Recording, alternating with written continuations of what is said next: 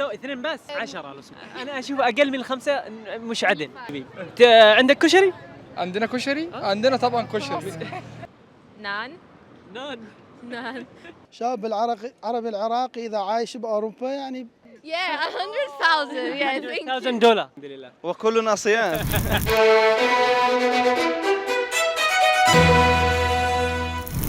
السلام عليكم ورحمة الله وبركاته، كيف حالكم؟ إن شاء الله بخير وصحة وسلامة. اليوم بروح مدينتين، الأولى باريس والثانية أنتويرب، وبسأل الناس عن العمر الأنسب للزواج وكم هي تكلفة الزواج في بلادهم، ونقارنها مع إجابة العرب. طبعاً الإجابات بتكون جداً مختلفة. أتمنى الفيديو ينال إعجابكم، فعلونا لايك وخلونا مع الفيديو. What's your name? أحمد. Ahmed. Mayar. It's very nice to meet you guys. Are you living here in France? No, in Egypt. No. Egypt. You living in Egypt? Yeah. Yeah. مصري. يا مصري. ونعم أحسن ناس. حبيبي. أحسن ناس يا حبيبي يا باشا. برنس. حبيبي. عندك كشري؟ عندنا كشري؟ عندنا طبعا كشري. صدقني انا لو اعرف اقول لك. عندنا كشري جميل. من فين؟ من مصر؟ من المقطم. والله تشرفت. حبيبي. نعم فيكم. طيب ما شاء الله متزوجين جدد؟ شهر عسل؟ عسل. شهر عسل. ريتش فلوس. شهر عسل في باريس. ما شاء الله. من أين أنتم؟ من تونس. تونس ما شاء الله. Yes. تونس too. ما شاء الله ونعم والله تشرفت. إيش هو العمر الأنسب للزواج؟ العمر الأنسب للزواج أنا ما نحبش الزواج يعني في أي فترة تكون الإنسانة معناها ولا الطفلة المرأة حاضرة باش تتزوج تنجم تتزوج حتى ويبدأ عمرها معناها 19 يعني تكون جاهزة. كي تكون هي جاهزة ومعناها وتنجم تتحمل المسؤولية. فهمتني ما؟ مهم تحمل المسؤولية، يعني المهم لازم لأن تتحمل الزواج مسؤولية. مسؤولية كبيرة صح؟ صحيح. Well, I do think it depends on the relationship. Personally, I think around 30-ish when both parties are financially stable, probably have their own house, etc. I think it's a very basic response. I think also like if you are settled early enough, like in your 20s, you can go for it. But I think for the majority of people now, this like benchmark of attaining minimal stability would be around 30s. So I would say, yeah. يعني شوف هو مش ما في شيء عمر معين، بس لما تكون انت معتمد على نفسك حتى لو كان عمرك 20 عادي تقدر تتزوج. أهم حاجة يعني الموضوع موضوع اعتماد وموضوع إنك تكون قدر المسؤولية. عندك داخل ايوه. نعم. نعم. ليه ضروري تكون معتمد على نفسك؟ ليه يعني ايش رايك تتزوج وابوك يصرف عليك؟ صح. ما حلو. مسؤولية الزواج حمل ثقيل. استقرار الزواج قبل كل صح. شيء استقرار. ايوه. ضروري انك تأمن، لأنه الموضوع ما صار موضوعك أنت، موضوعك أنت واللي معك، فضروري تأمن مستقبلك أنت واللي معك عشان يكون حتى عندكم بعدين وقت انك توفروا الوقت هذا للأطفال. تعتقد ما هو العمر الأنسب للزواج؟ وأعتقد الشاب العربي العراقي. شاب العربي العراقي إذا عايش بأوروبا يعني 25 26 هذه أنسب وقت يعني واحد يتزوج. ليه؟ يعني واحد ما يخلي عمره يروح، يعني إذا وصلت للعمر الثلاثينات والأربعينات بعد راحت منك خلاص. تكبر مع ابنائك. إي أكيد. What is the ideal age to get married? ده Ideal age to get married. Age. Age, yes, age. Oh, okay. Now you win. He wins. What he wants حبيبي. No. قبل لك يا شماسي يسألوك انت طلعوا يا الوان يعني شوي ثراء. العمر الانسب للزواج يعني انا بشوف الانسان هو اللي بقرر هذا الجواب على نفسه. يعني لما الانسان يكون يشوف نفسه جاهز ومستعد للزواج يعني يتزوج، لانه الزواج مش شيء غلط، يعني انه الانسان بكامل نص دينه. صح. بيمشي على شرع نبينا محمد وعلى الاسلام. الزواج. أجيب أنا معي كلام يعني الزواج سبحان الله يعني في أوروبا لما تكون شاب لازم تتزوج يعني عشان في أقرب وقت، لكن إنه أنا أشوف ما فيش عمر محدد للزواج. متى ما تكون جاهز نفسياً قبل ماديا. أي قبل ماديا أنا أشوف أوروبا ما محتاج لأحد يعني. صح. كذب الذي يقول مش مستعد ماديا في أوروبا. صح. فتكون مستعد نفسياً توكل. تتزوج وتوكل لا تأخر. متى أنت بتكون مستعد نفسيا إن شاء الله شامل؟ أنا إن شاء الله قريب يعني ما تدري نفس ما تكسب غدا سبحان الله النصيب. والله ما تدري أي حد فيك والله لا أجي أرقص أنا أترع لما أقول بس. So what is the ideal age to get married? I think like after 25 for me. After 25. Yes. I don't know when, but after age. You prefer after 25? Yes. 30. 30? For me also. Yeah, for me also. 11 years. For me also after 25. After 25. Yeah. Okay, why? Is there a reason why 25?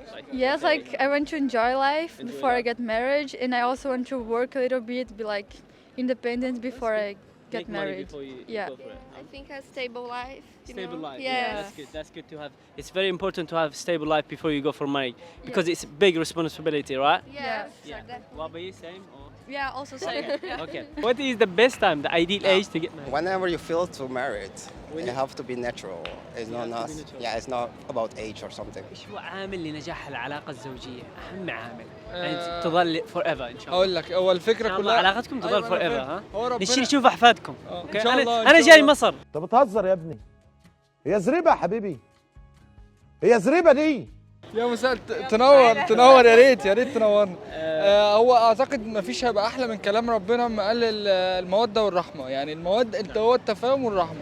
ما قالش تعرف إن الحب بين الزوجين مش موجود غير المودة والرحمة. بالظبط. لأن المودة والرحمة أعظم بكثير من الحب. بالظبط، انا شايف كده، انا شايف الحب الموده ممكن والرحمه. يتغير مع العواطف بالظبط، والمشاعر بس بالظبط. المودة والرحمة لا الموده والرحمه ثابته، الموده اللي هو التفاهم والرحمه ان يكون الانسان رحيم بزوجته بزوجها كده يعني، يخاف الله فيها. ويخاف الله فيها طبعا. أيوة. انت بتنسحني شكلك.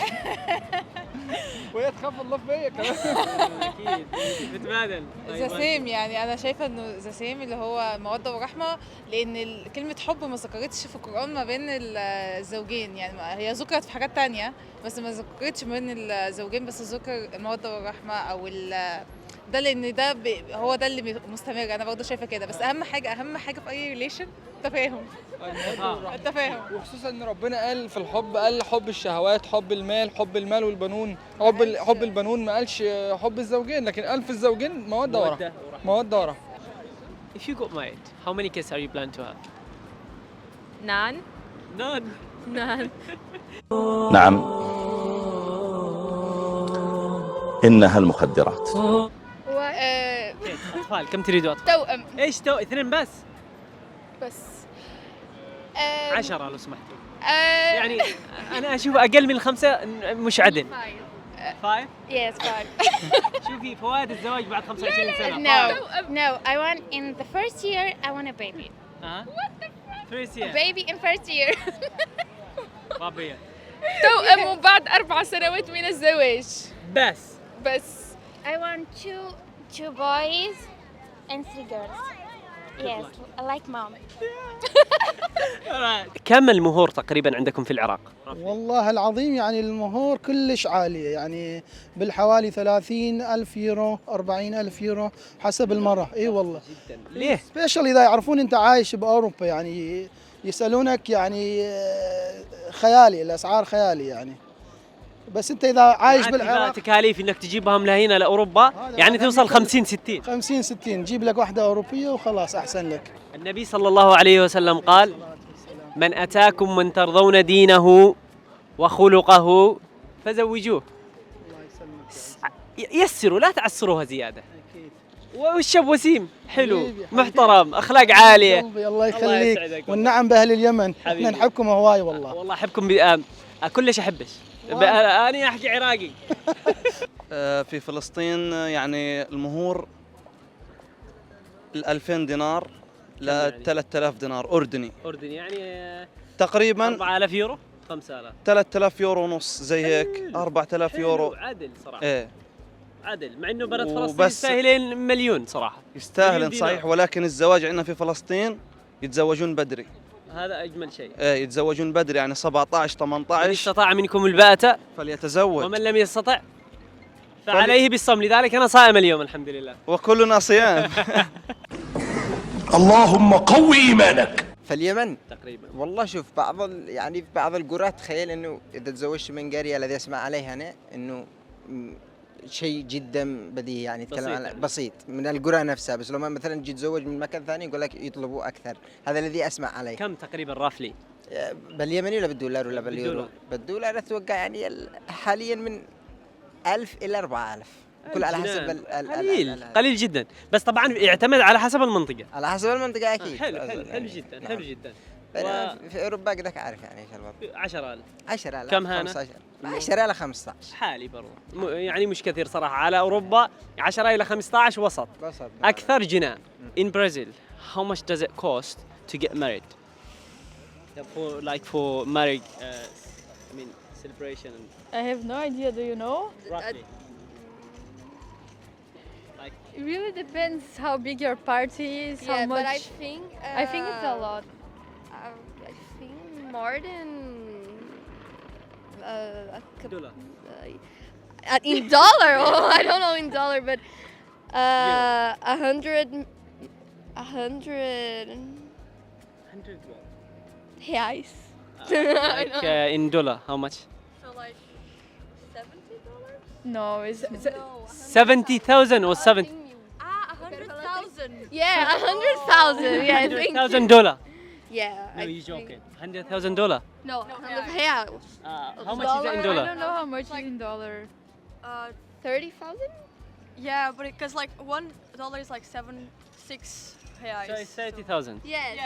Is it share between you and the man or just him? Yes, you share. Yeah. Fair enough. I like this.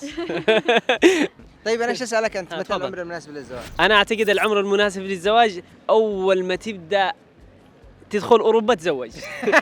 والله نصدق والله الذي يخاف على نفسه ويخاف على دينه يتزوج. والله العظيم تزوج بالذات في البلد هذا فيه مغريات بشكل جنوني يعني. فالزواج مهم جدا ويعني سبحان الله يقول لك الزواج نصف الدين. في أوروبا أحس إنه 90% من الدين يقول له. لكن كمان انه عشان تحافظ على نفسك يا اخي والله انها تحافظ على نفسك واحنا شباب.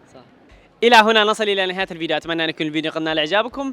طبعا شفتم إجابات الناس، شفتم كلامهم، وما عاد عندي أي تعليق غير كلام النبي صلى الله عليه وسلم. الأول من أتاكم من ترضون دينه وخلقه فزوجوه، والثاني تنكح المرأة لأربع: لمالها وجمالها ونسبها ودينها فاظفر بذات الدين تربت يداك. وألف شكر للمصور، شكرا شكرا شكرا جزيلا لك. وإن شاء الله الفيديو يكون عجبكم. إذا عجبكم فعلوا له لايك وتعليق ومشاركة ووصلوا لأصحابكم. وأيضا إذا عندكم أي اقتراحات اكتبوها تحت في التعليقات. وألقاكم فيديو آخر